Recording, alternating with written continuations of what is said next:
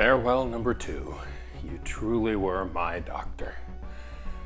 Welcome to the Time Treadmill. I'm Ron, and these are my sweaty thoughts about Doctor Who.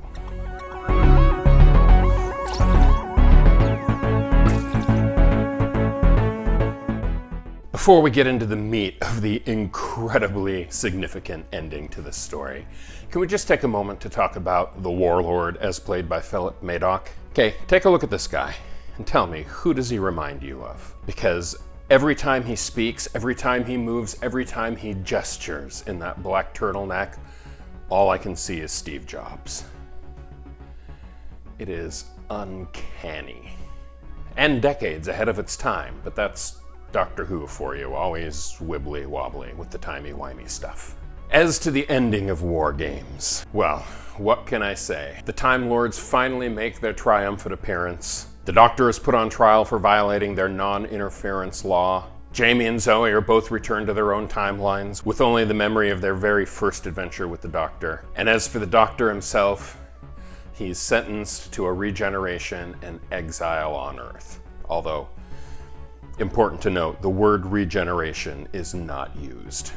The entire purpose of this ending is to tee off a brand new version of the show, starting off the 70s with a new Doctor, new companions, a new situation, and boldly entering the unit period of the show. The interesting thing here is the show is about to go off the air for 6 full months. That's the longest it will have gone without airing since the show premiered. For 7 seasons, the show has cranked out episode after episode every week, 40 plus brand new episodes a year. It was absolutely grueling. And a big part of the complexity and expense was all of the different locations and time periods and costumes. So it was decided to completely revamp the show, put it in a static location, and try and save on budget that way.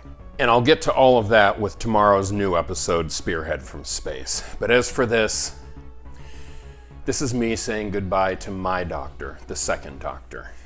I mean, sure, the first Doctor I ever saw was the 4th Doctor, and the first Doctor I heard trying to watch through a grainy UHF channel from Canada where no picture came through, but at least audio did. That was the 3rd Doctor. But as I dove into the show, I absolutely fell in love with Patrick Troughton as the 2nd Doctor. To my mind, he is the Doctor. He's the Doctor who created the Doctor. William Hartnell was fine, and I enjoyed his stories more than I kind of expected, probably largely due to the number of pure historicals in the William Hartnell era, and I love those so much and I miss them tremendously. But it was the advent of the 2nd Doctor, the invention of regeneration, the personality of the 2nd Doctor, his absolute commitment to justice and protecting the weak and the downtrodden, everything, the moral center of this show.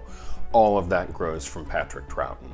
And as for the companions, Ben, Polly, amazing. Victoria, fantastic. But Jamie McCrimmon. If I was going to pick one companion as the definitive companion in all of Doctor Who, it would be, well, Sarah Jane Smith. But if I was to pick a second companion, without question, it would be Jamie McCrimmon.